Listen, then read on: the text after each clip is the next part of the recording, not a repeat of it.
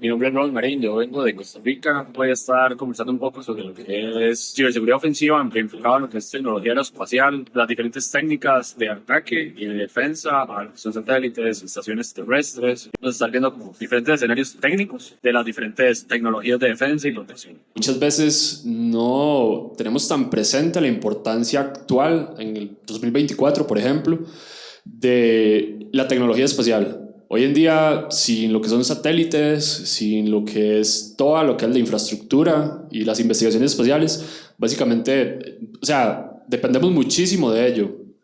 Vamos a ver también lo que es redes e infraestructura aeroespacial. Van a ver, si no tienen mucho conocimiento en ello, van a ver que es bien interesante porque es muy similar a cualquier otra red de tecnología empresarial. Hay ciertas cosas que van a cambiar, se asemeja también un poco a lo que es la tecnología industrial o las redes OT.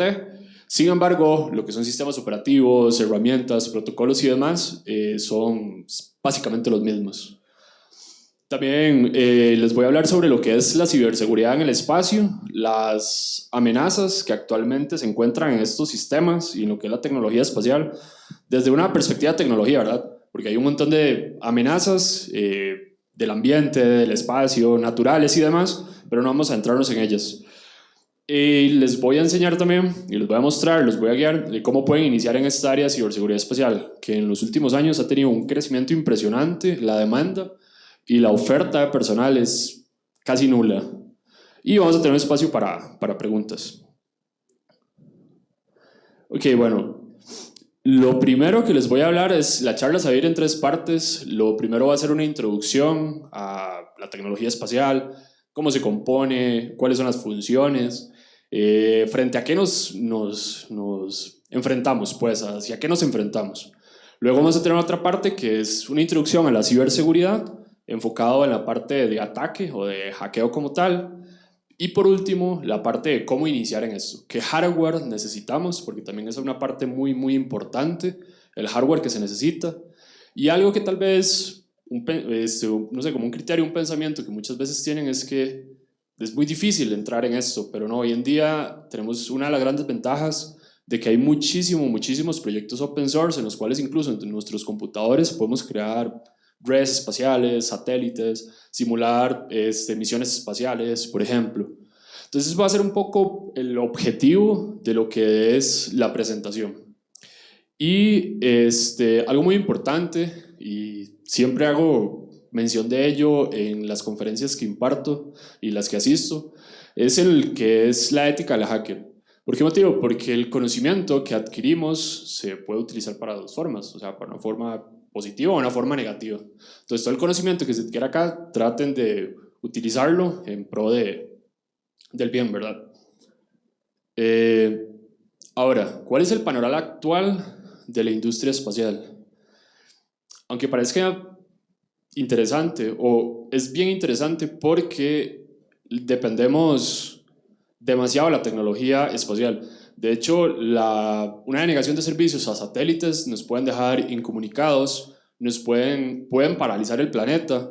Por ejemplo, no sé, hace como unos 3 años hubo un ataque a unos satélites de GPS, los cuales dejaron cientos de aviones inservibles. Entonces ahorita vamos a entrarnos un poco más a ello.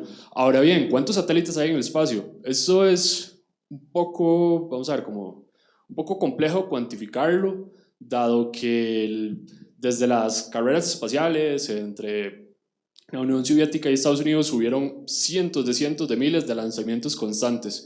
Y también hay una infinidad de satélites que están afuera de nuestro planeta flotando y están ahí completamente abandonados. Y eso es un vector de ataque altísimo para industrias espaciales y gobiernos.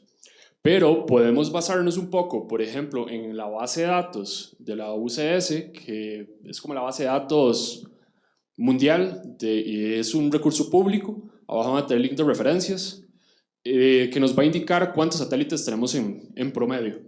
Estados Unidos es como el que más misiones espaciales está realizando a la fecha.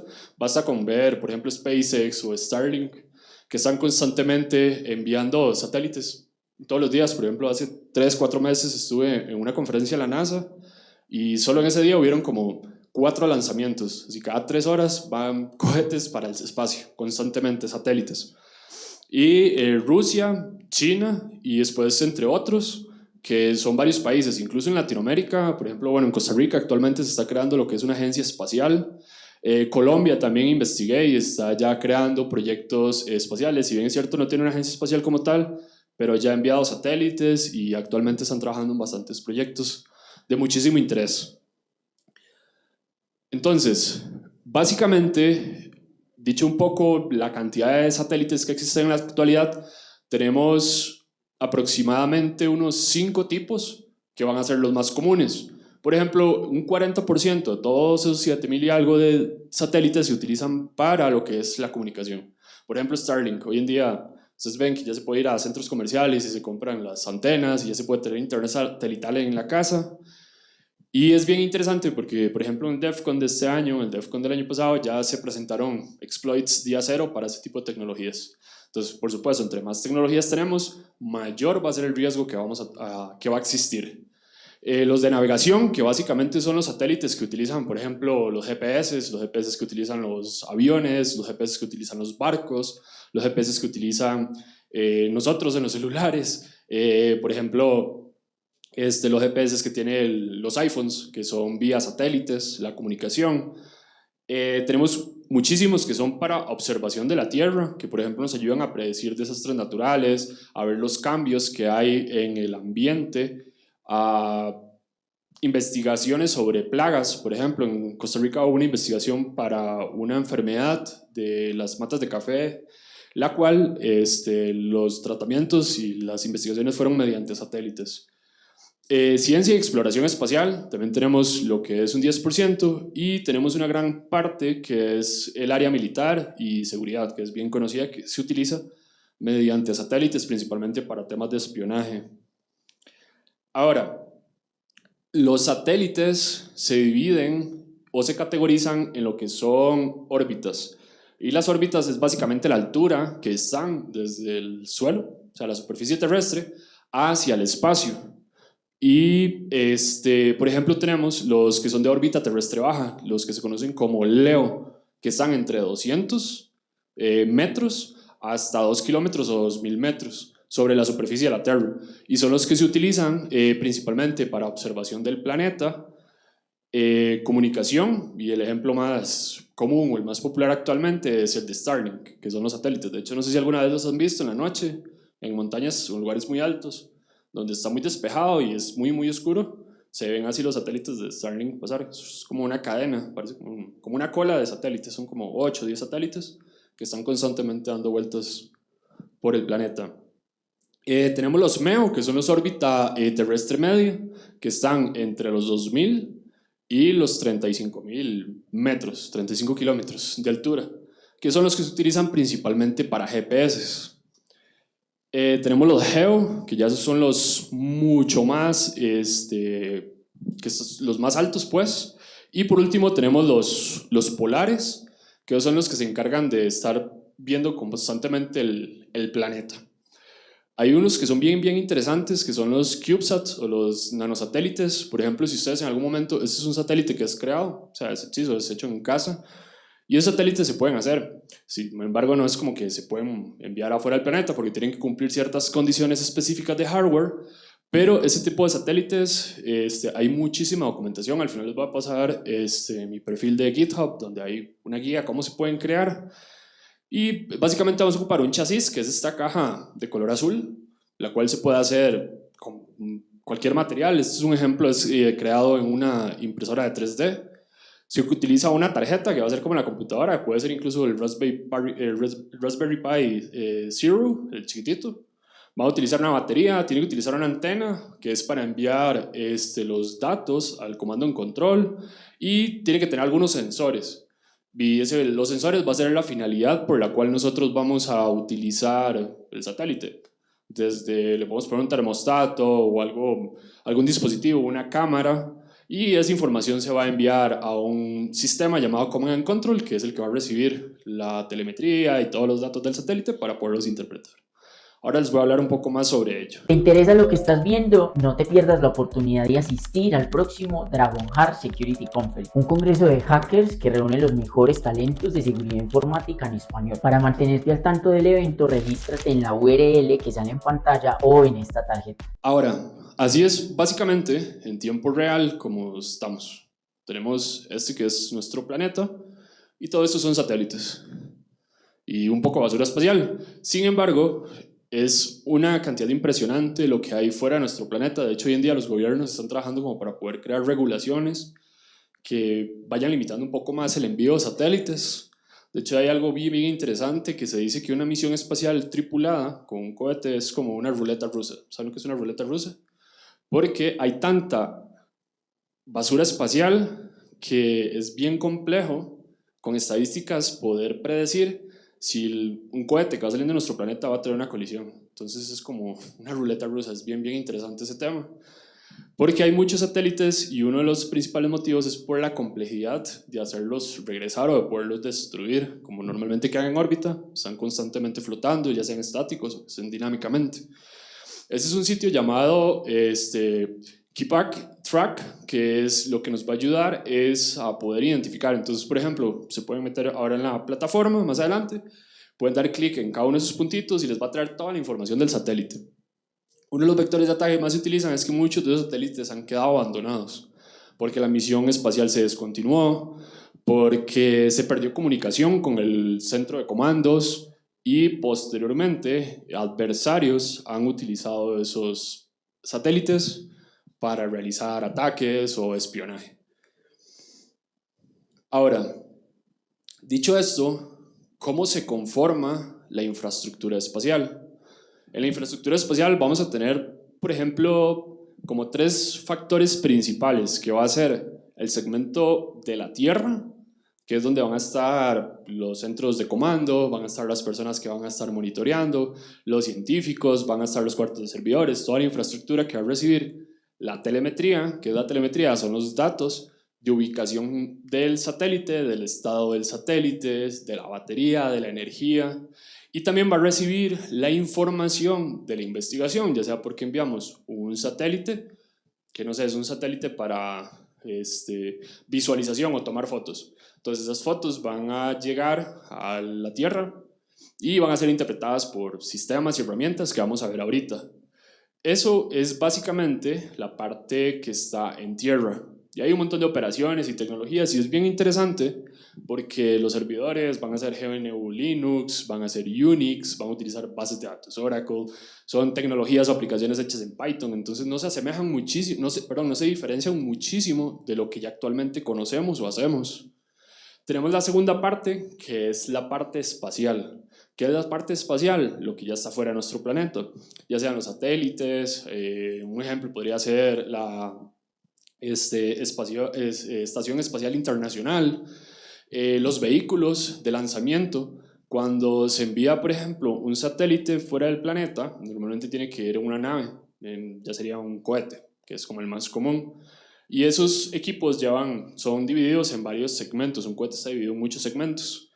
Entonces, ese vehículo de lanzamiento forma parte de la infraestructura espacial. En palabras sencillas, podemos decir que la infraestructura espacial es la que se va a comunicar de manera inalámbrica por diferentes protocolos que los vamos a ver ahorita un poquito más adelante. Entonces, básicamente la infraestructura espacial va a ser el conjunto diverso de tecnologías que van a conformar la red como tal. Ahora aquí podemos ver un ejemplo de los 3 segmentos. Tenemos el segmento espacial, que va a ser, por ejemplo, el vehículo como el que está ahorita en Marte, que está ahí tomando fotos y enviándonos datos e investigaciones. Vamos a tener satélites, como los de Starlink, que están afuera, o los de la NASA, los de SpaceX. Vamos a tener también la Estación Espacial Internacional, que tiene seres humanos que están ahí durante meses fuera del planeta. Y van a haber diferentes enlaces de red, protocolos que normalmente se van a comunicar por las bandas de radiofrecuencias. Es como el medio o el espectro por donde se comunican y sobre ellas van a viajar algunos paquetes utilizando ciertos protocolos. Y vamos a tener lo que es el payload. ¿Qué es el payload? El payload es la carga útil, algo muy similar como en ciberseguridad ofensiva, pero lo que trae son los paquetes donde vienen los datos de la investigación. Entonces, ¿cuál es el satélite más común? El de televisión, por ejemplo, no sé, Skype o Claro, que utilizan ese tipo de comunicaciones o de televisión satelital.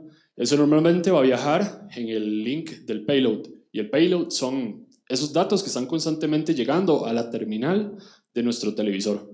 Por supuesto, viajan en un paquete cifrado, que si nosotros empezamos a hacer, por ejemplo, spoofing o sniffing con hardware especial, podemos interceptar esas señales. Sin embargo, no podrías descifrarse porque se están utilizando protocolos, a no ser como que tengamos las llaves o el mecanismo de cifrado que estén utilizando. Entonces, este sería el segmento del espacio. Luego tenemos lo que es el segmento que está en tierra, donde vamos a tener una antena que normalmente son de gran alcance. De hecho, en Costa Rica hay una bastante interesante que se está creando en la estación, la agencia espacial que se está creando en Costa Rica y es como la más grande de Latinoamérica y actualmente está utilizando muchísimas misiones. También vamos a tener como los controles donde van a estar los diferentes softwares. Ahorita les voy a enseñar cómo se pueden instalar, cuáles son los softwares más utilizados, cuáles pueden utilizar para crear laboratorios en casa y puedan aprender y practicar. Vamos a tener lo que son los centros de comando. Normalmente, no sé si han visto, se puede ver en películas donde están las personas que empiezan a hacer un conteo mientras va a salir la misión espacial. Ahí es donde llegan todos esos datos recopilados por los equipos que están en el segmento espacial. Y vamos a tener los Customers Terminals que van a ser los softwares. Hay una universidad en Inglaterra que tiene un proyecto bien interesante para estudiantes en el cual uno puede comprar el satélite, es como un Raspberry pequeño, se ensambla en casa, ellos lo envían a la casa, uno lo solda, lo arma, lo configura y demás, posteriormente se los envían y ellos hacen 2 lanzamientos anuales mediante un satélite con una empresa que da servicios tercerizados. Un ejemplo es SpaceX, que hoy en día ya está dando sus servicios, si se tiene el presupuesto, incluso ya se puede salir fuera del planeta como un turista, o sea, ya se puede ir a turistear afuera del planeta. Entonces, esos dispositivos que les menciono, ellos los envían fuera del planeta, se despliegan, porque son como pequeños insectos que se van a desplegar a una colmena, se ensamblan a un satélite madre y posteriormente nos llegan todos los datos a nuestro computador y podemos interactuar y jugar con un satélite. Y eso es bastante accesible hoy en día. Entonces, básicamente esto es los componentes de un sistema espacial aproximadamente. Por supuesto van a cambiar dependiendo muchísimo de la misión. Entonces, básicamente, ahora tenemos lo que compone el centro de operaciones. Entonces, por ejemplo, vamos a tener la antena que les mencioné, que es la que se encarga de recibir, va a operar mediante un espectro de una banda radiofrecuencia y van a utilizar diferentes enlaces para enviar datos. Ahorita vamos a ver un poco más los protocolos más comunes, pero el actual, ¿verdad? El que más se está utilizando es el Space Data Link Protocol o el SDL, que es el que se utiliza para comunicaciones. Y es bien interesante porque normalmente se utilizan como 2 enlaces para enviar los datos. Por un enlace se envían los datos y por otro se reciben. Entonces le pone como un nivel de capa de seguridad, por así decirlo. Y por él es donde se van a recibir el payload, que son los datos que envía el vehículo espacial a Tierra, y también vamos a tener la telemetría, que como les mencioné hace un rato, es la información de la ubicación, del estado, si el satélite se está quedando sin batería, si hay una pieza que se nos dañó, si hay algún error o información si fue comprometido, entre otros. Y bueno, también vamos a tener muchísima información y muchísimas tecnologías. Este es el principal ataque o el target. Es el principal target de los adversarios actualmente para comprometer tecnología espacial. Porque hoy en día, como se están utilizando tantos protocolos cifrados en las misiones recientes, sin embargo no están exentas a vulnerabilidades. Un ejemplo es la vulnerabilidad que presentaron DEFCON, donde era posible comprometer tecnologías de Starlink mediante los terminales. Un terminal cuesta $200, se adquiere y había un exploit día cero, en el cual se podía tener control de infraestructura interna. Posteriormente se brincaban y obtuvieron control de satélites. Y bueno, básicamente eso sería como lo que es el sistema de control y mando, que es el área que va a estar en la Tierra. Ahora, ¿cuáles son los protocolos y los mecanismos más comunes? Estos son los como que actualmente se están utilizando. Sin embargo, es bien interesante porque cuando yo empecé a estudiar sobre esto, hace unos 4 años, no había, de hecho hoy a la fecha casi no hay contenido para poder aprender, todo es como mucha investigación de prueba y error, ir a leer documentación, pero era bien curioso porque cuando empecé a investigar un poco, identifiqué que mucha de la documentación y la tecnología que se usaba, más de unos 4 o 5 años, era papers o documentos de 1995 o 98. ¿Por qué motivo? Porque muchos de los satélites que actualmente se están utilizando y están operativos, están utilizando tecnologías muy obsoletas. Ahora bien, las misiones nuevas o los nuevos satélites que se están enviando afuera del planeta ya se están utilizando tecnologías más robustas. Luego tenemos lo que son las bandas. Estas son las bandas más comunes. Tenemos los protocolos. Por ejemplo, el que les comenté, el del Space Data Link Security Protocol, que es como el más común y el más utilizado. Estos van a ser los mecanismos de comunicación. O sea, básicamente es el protocolo por el cual se están comunicando la Tierra con los dispositivos espaciales. Y luego tenemos lo que son las bandas. ¿Qué son las bandas? Las bandas es el espectro radio, la radiofrecuencia por donde va a viajar los datos. Y las más utilizadas tenemos, por ejemplo, la K, que es la que utiliza satélite de alta velocidad, o sea, la que utiliza, por ejemplo, Starlink, o la que utilizan para comunicaciones.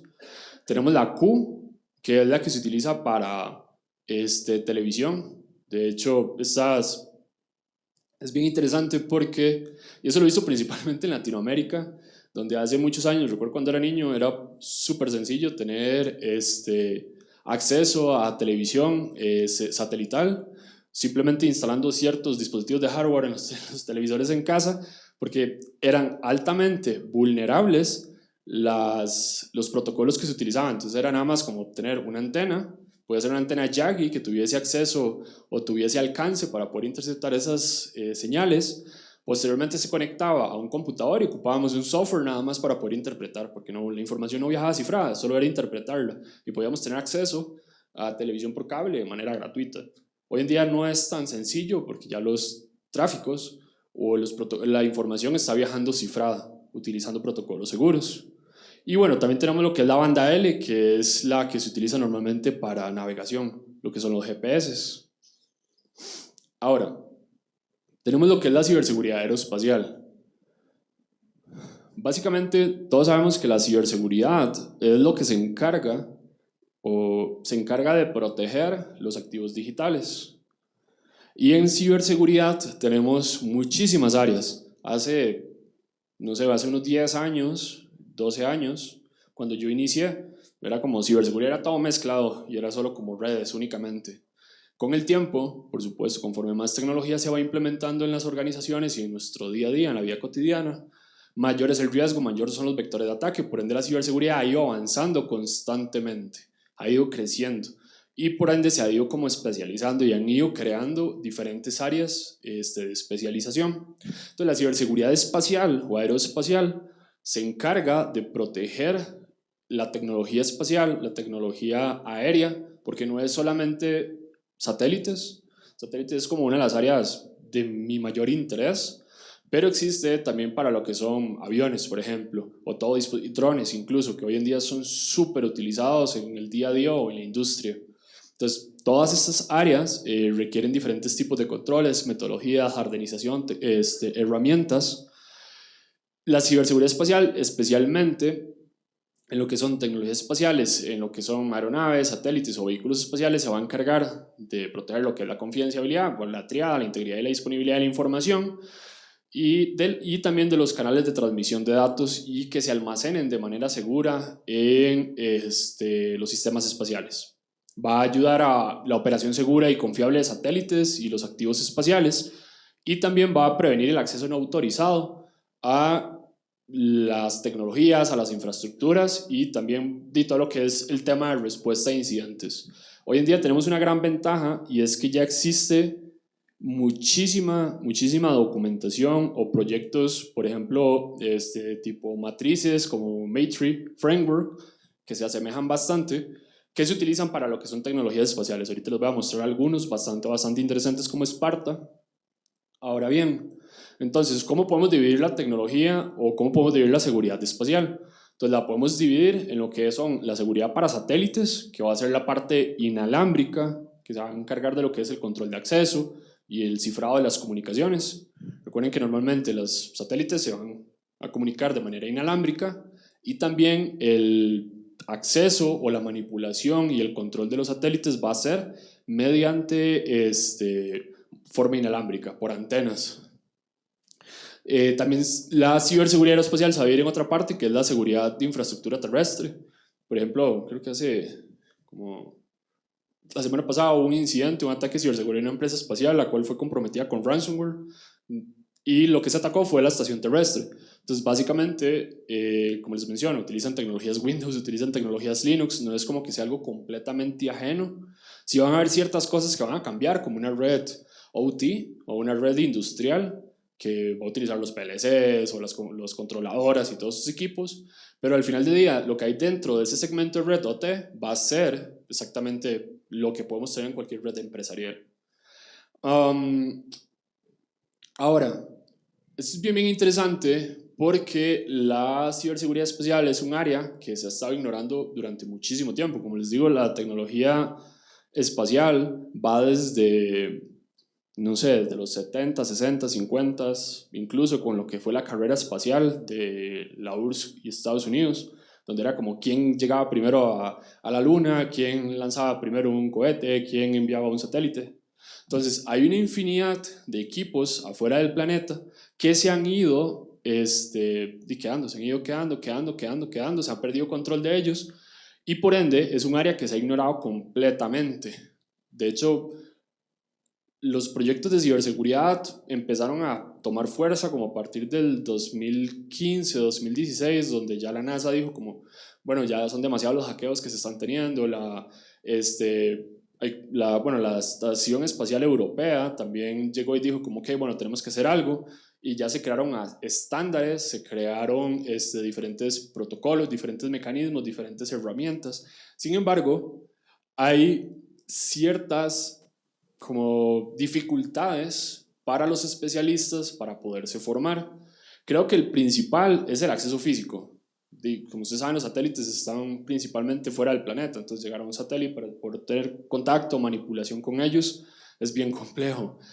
También los proyectos normalmente son proyectos altamente clasificados. De hecho, cuando uno va a ver, no sé, digamos, si uno va a Florida, donde está las mayores o la concentración de empresas, que es como el Silicon Valley espacial, está la NASA, está Starlink, está Blue Origin, está todas estas empresas de tecnología espacial. Hay sitios web donde hay como un calendario de lanzamientos. Entonces, normalmente dicen el tipo de misión, y van a ver que la gran mayoría de misiones dicen como clasificados. ¿Por qué motivo? Porque no es información que se haga pública. Normalmente son misiones que pueden ser para espionaje, pueden ser satélites, porque no hay como un control o una normativa política que diga que yo no puedo desplazar un satélite por su geolocalización, donde está ubicado su país. Entonces, la confidencialidad es bastante compleja en este aspecto. Entonces, normalmente los investigadores no tenemos tanto acceso a ese tipo de información. A no ser porque en algún momento se filtró, porque se creó ya un proyecto, como vamos a ver ahorita los de NIST, que ya se han creado estándares y mecanismos y demás. Pero el tener acceso a, por ejemplo, software especializado, hardware especializado, sí es bastante complejo. Bueno, y lo que es la confidencialidad. Entonces aquí les puse algunas referencias también. Esta presentación se las van a compartir al final. Ahora, entonces, ¿cuáles son los ataques o las principales amenazas? Por supuesto están todo lo que son las amenazas físicas o las amenazas del ambiente, pero los principales ataques siempre van a ir enfocados a lo que es las comunicaciones, o sea, a tomar control de los dispositivos o a denegar el acceso a los dispositivos. Los ataques de red, que van a ser los ataques a la infraestructura que esté en tierra, La explotación de vulnerabilidades de software, que eso es súper común. De hecho, hice un proceso de la publicación de un par de CVEs para tecnología espacial. Ahora van a ver el GitHub y se van a estar publicando próximamente. Y es básicamente lo que es explotación. Buffers overflow, por ejemplo, son de los más comunes, donde ciertas librerías, ciertos binarios que son utilizados para misiones espaciales tienen fallas en lo que es programación. Ataques a la cadena de suministros, que esto es uno de los principales vectores de ataque hoy más comunes, donde X hardware de un fabricante fue comprometido, se implementó un backdoor sobre ese mecanismo de hardware y posteriormente las empresas las utilizan para ensamblar sus dispositivos o las misiones. Y los ataques de malware, que el más común o el más reciente de la semana pasada, donde una empresa de servicios espaciales fue comprometida de ransomware. Entonces, básicamente, acá podemos ver donde normalmente van a suceder los ataques dividido en un gráfico de los segmentos de red, donde, por ejemplo, la comunicación entre el segmento espacial y el segmento de usuario, que es el que recibe datos, por ejemplo, qué sé yo, las terminales o las aplicaciones, hay un ataque acá, que puede ser un ataque común, un ataque de spoofing, un ataque de jamming, donde va a interceptar y genera una denegación de servicios. También va a haber un ataque entre el enlace o en la comunicación del satélite con la estación de comando y control, que es la que está en la Tierra. O van a haber ataques también entre las diferentes intercepciones de las comunicaciones, ya sean en los segmentos de payload o dentro de la infraestructura de la red, o lo que está lo que está en tierra, pues. Algo muy importante, creo que si aquí ya vamos a empezar como con la parte de iniciar, creo que estas partes, estos tipos de controles o estos marcos de referencia de seguridad es un buen punto de partida. ¿Por qué motivo? Porque estas industrias, estas organizaciones nos dicen cómo nosotros podemos asegurar la infraestructura. Entonces son buenos puntos de partida, por ejemplo, los NIS, el NIS 8401 que se encarga de lo que es aplicar seguridad en lo que son los frameworks, que van a ser las aplicaciones que reciben los datos y los van a interpretar y nos va a generar una interfaz gráfica para que sea más amigable con el ser humano. O las terminales de comando y control o toda esta infraestructura. También tenemos el 8270, que es un marco de seguridad que creó NIS para ayudar a las empresas que quieren empezar a implementar servicios espaciales. Entonces dicen, ok, bueno, si usted quiere hacer ya servicios comerciales espaciales, acá ya tenés un marco de referencia.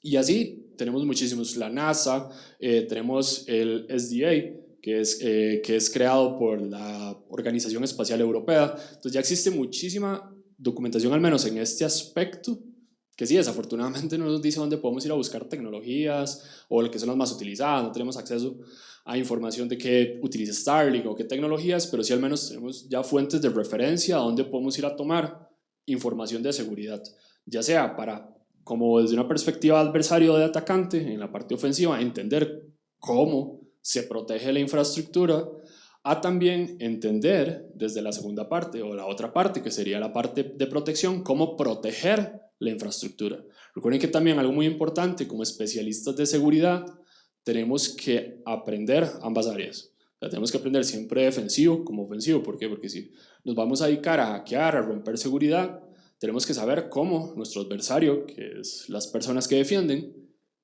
se protegen para poder brincarse esos controles de seguridad o identificar esas vulnerabilidades. Y viceversa, si nos dedicamos a la parte de protección, a la parte defensiva, tenemos que entender cómo nos van a atacar, cuáles son los principales vectores de ataque. Entonces, consejo a los que estén iniciando, cuando inicien en ciberseguridad, ya sea ciberseguridad espacial, ciberseguridad de cualquier tecnología, comiencen y se fortalezcan en ambas áreas. Que entonces, la ciberseguridad ofensiva aeroespacial. ¿Qué es la ciberseguridad ofensiva aeroespacial? Bueno, básicamente, la ciberseguridad es lo que se encarga de proteger la tecnología. Todo lo que sea tecnología, sistemas, bases de datos, herramientas, software y demás. La ciberseguridad defensiva es lo que se va a encargar de proteger. Por ejemplo, cuando hay una misión espacial, esa información no puede ser filtrada, tiene que ser protegida, cuándo van a ser los lanzamientos, o qué va a ser ese tipo de misión espacial que se va a utilizar, cuáles van a ser los datos que se van a recibir, cuál es la versión de software, todo ese tipo de información. Y por supuesto, en una estación espacial en tierra hay un SOC, hay un equipo de seguridad que va a proteger toda esa infraestructura. Pero también va a estar la parte ofensiva, que van a ser investigadores, como en mi caso, que estamos constantemente aprendiendo sobre esas tecnologías, estamos analizando las herramientas para identificar vulnerabilidades día cero, para que sean corregidas, crear documentación, crear papers, o también pentest, o sea, hacer pentest y análisis de vulnerabilidad de esta tecnología, porque como les digo, utilizan un Linux, utilizan un Unix, utilizan una base de datos Oracle, una base de datos Postgres o cualquier tipo de tecnología conocida. Por ende, si se identificó un día cero en esa herramienta, también va a ser vulnerable la tecnología espacial. Entonces, básicamente, súper importante es que el área ofensiva se va a encargar de ello, de identificar las vulnerabilidades en la que es la tecnología espacial. ¿Cuáles son las vulnerabilidades más comunes o las que más frecuentes se encuentran? La intercepción de datos, eso les comento que a la fecha es bastante común, es muy común. Ahora les voy a enseñar cuál es el hardware. Sin embargo, de nuevo, siempre manéjense sobre la línea de la legalidad, porque en la gran mayoría de países, o muchísimos países, intercepción de datos o todo ese tipo de ataques son ilegales y son penalizados. Sin embargo, yo ahora les voy a enseñar cómo ustedes pueden crear un ambiente aquí en su computador. Sí se requiere una cantidad considerable de hardware, pero pueden crearse una red espacial dentro de su computador y ahí sí pueden atacar todo lo que quieran. También tenemos el jamming de señal, que básicamente va a ser el bloqueo de la señal, o sea, como por ejemplo los drones, que tenemos las pistolas que se encargan de hacer jamming, o sea, no sé si los han visto en los estadios, que últimamente hacen conciertos y envían drones para grabar y posteriormente hacerlo público y demás, el artista o el show. Y hay personas dentro de los estadios que tienen pistolas jamming para básicamente neutralizar esos drones, o sea, mandando señales que van a interferir las comunicaciones con el centro de control, que va a ser en este caso la aplicación, el celular o el control del dron, y va a perder comunicación, por ende deja de funcionar. Algo muy similar es en los satélites. Al final recuerden que son dispositivos que están flotando, están en el aire y se comunican de manera inalámbrica. Con una interferencia se bloquean esas llamadas o esa comunicación. Normalmente es muy utilizado en el campo militar o por los militares. El spoofing de señal, que es básicamente, una vez que hagamos, por ejemplo en Pentest, un reconocimiento y podamos identificar toda la información posible, y podemos ver si el protocolo o el mecanismo de comunicación que está utilizando el satélite contra el dispositivo que está en tierra es spoofeado, me puedo hacer pasar por él y puedo yo recibir esos datos, que es la más común incluso a la fecha. Tenemos, por ejemplo, ataques de relay, ataques de man in the middle, de hombre en el medio, que nos ponemos en el medio a interceptar datos, ya sea de comunicaciones satelitales, para tener acceso a un internet, para tener acceso a televisión o a X servicio que esté dando ese satélite. Las fallas de software es de las más comunes, como les menciono, los buffer overflow. También es muy común es que los comandos, los centros de comando es una aplicación que va a ser web.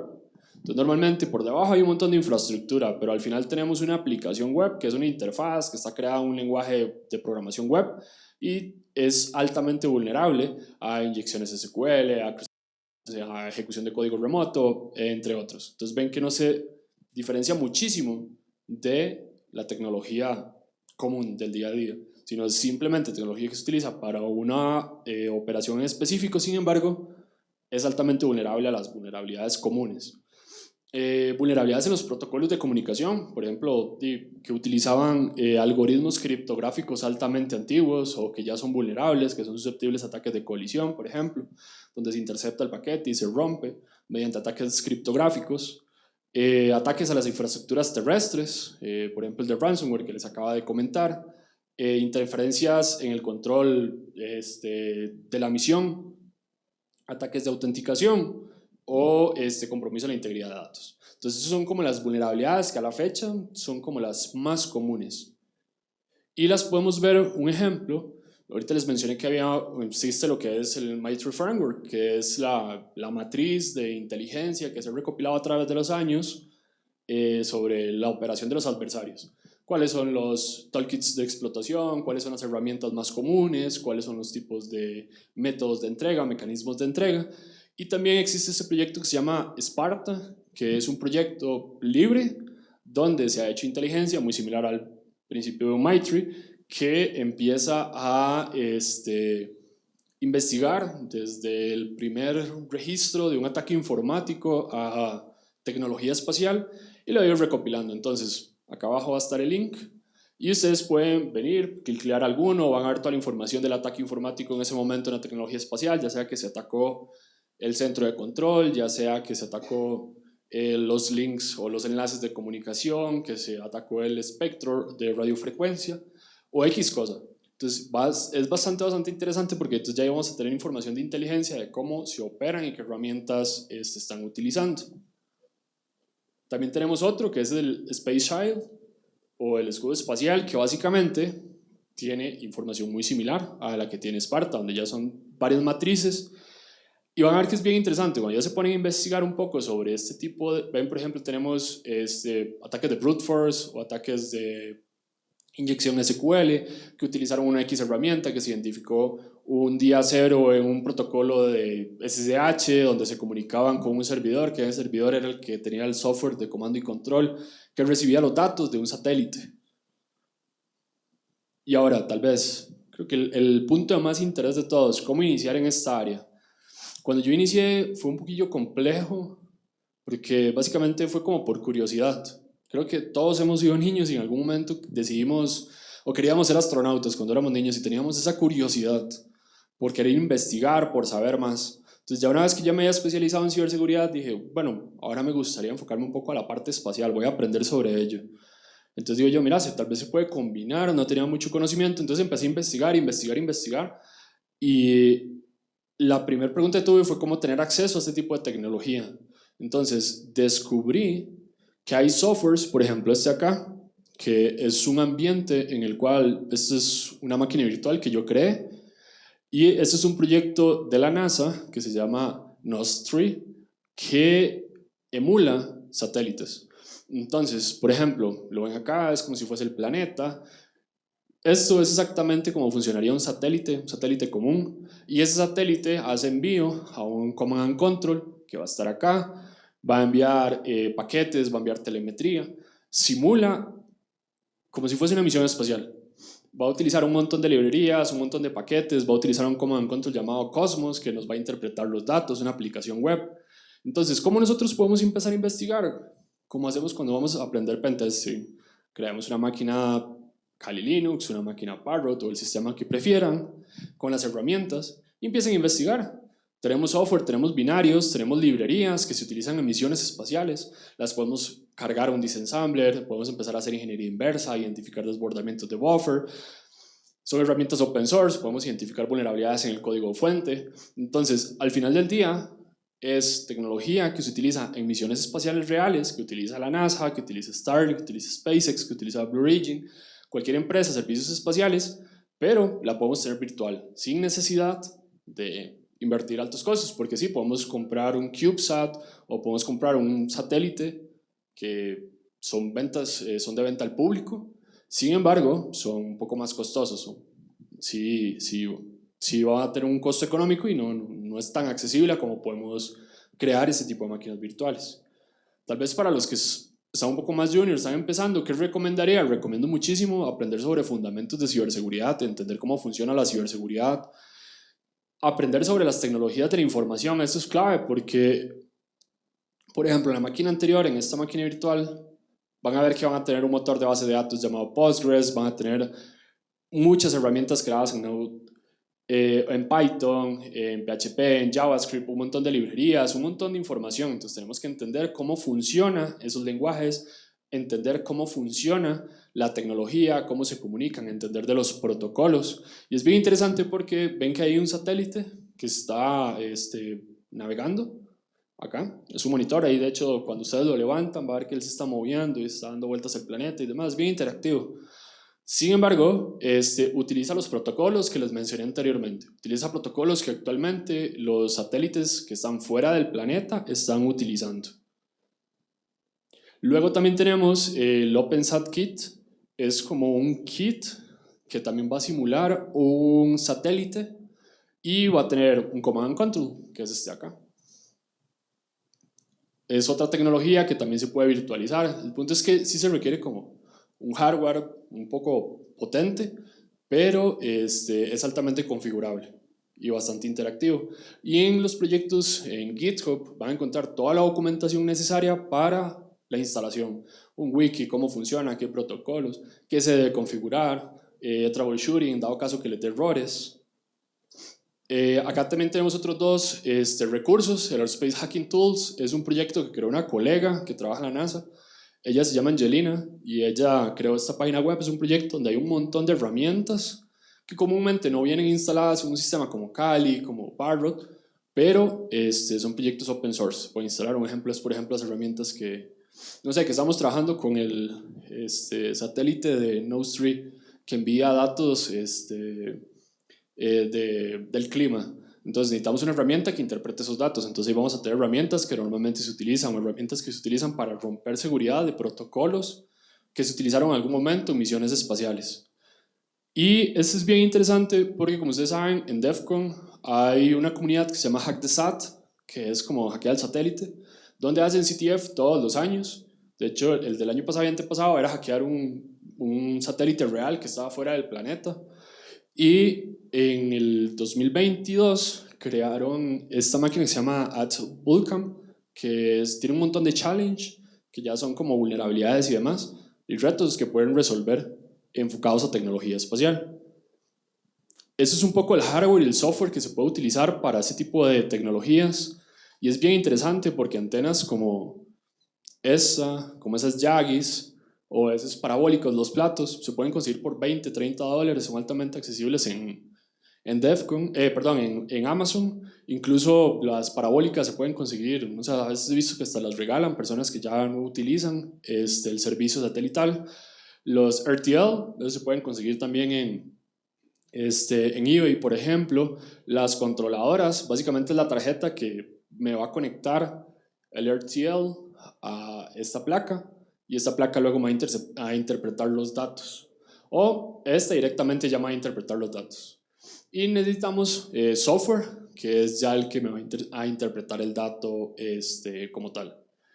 Y por último, para ir cerrando, los invito a que se unan a este tipo de proyectos y comunidades. Como mencionaba Jaime, no hay mejor forma de aprender que uniéndose a una comunidad. Estas son comunidades que están altamente abiertos a investigaciones, a ayudas, a comentarios, a colaboraciones. Y un consejo principalmente para los que son incluso más juniors, normalmente es como, ¿cómo inicio en ciberseguridad? ¿Cómo inicio? Entonces creo que el mejor punto de partida es formar parte de una comunidad. Y tenemos, por ejemplo, Hackasat, que fue la que les acaba de comentar, Aerospace Village, que es la villa de tecnología espacial de DEF CON. No solo se dedica a lo que es satélites o cohetes, también se dedica a lo que son drones, aviones, y en YouTube hay muchísimo contenido. Y HackSpaceCon, que es una comunidad reciente, actualmente yo formo parte, y la conferencia se hace de hecho en la NASA todos los años. Entonces son como los tres principales fuentes de información gratuita y completamente open source que pueden adquirir para aprender más. Y acá les dejo un poco el resumen de mi perfil. No hablé mucho de mí al inicio. Soy de Costa Rica. Actualmente trabajo para el equipo de ciberseguridad ofensiva de IBM, X4Red. Es como el equipo, el Rep Team de X4Red, de IBM, perdón. Soy miembro fundador del DEF CON Group, el DC 11506, que es el grupo DEF CON de Costa Rica. Actualmente me dedico principalmente a lo que es ciberseguridad ofensiva y tecnología aeroespacial. Tengo como entre unos 10, 12 años de trabajar como pen tester y he estado en muchísimas áreas de ciberseguridad, pero mi principal enfoque es ciberseguridad ofensiva. Un poco de mis certificaciones y unas redes donde me pueden encontrar como en X, antes Twitter, LinkedIn o mi GitHub. En mi GitHub estoy creando un proyecto que es básicamente cómo iniciar y cómo crear un laboratorio y demás para practicar todo este tema de hacking en tecnología espacial, entonces para que se den ahí la vuelta. Muchas gracias.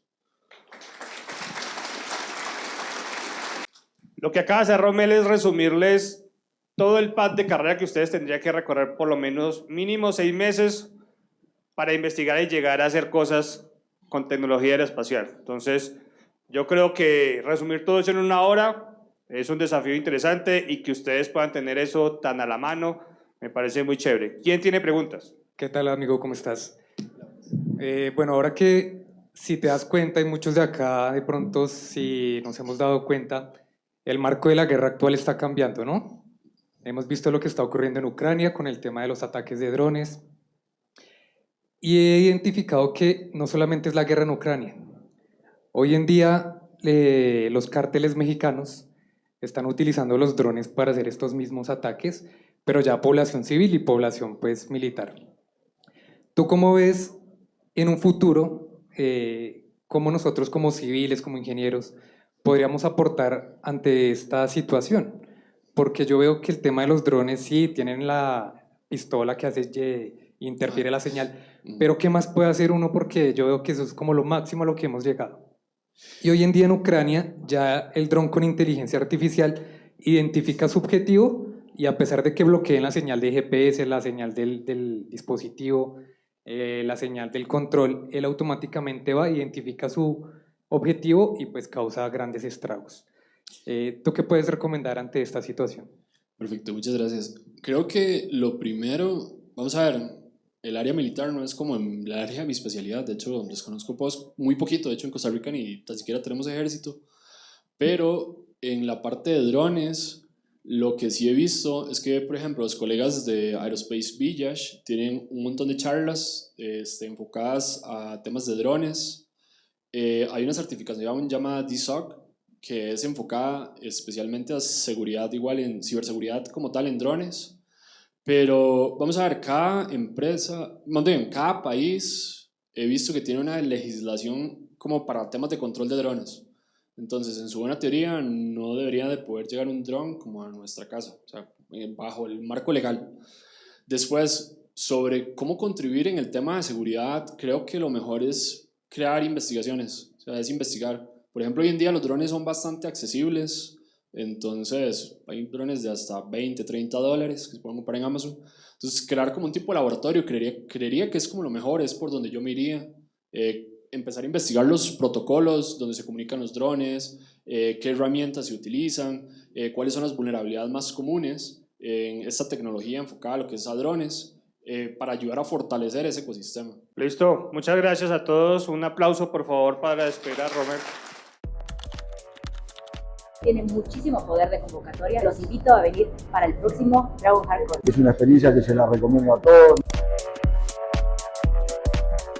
He podido conocer personas de Perú, de México, de España. Me ha gustado bastante poder asistir al evento. Tenemos la oportunidad de conocer gente aquí en Colombia. Igual nosotros venimos desde México. Estoy muy emocionado de estar aquí, bien contento y a seguir aprendiendo.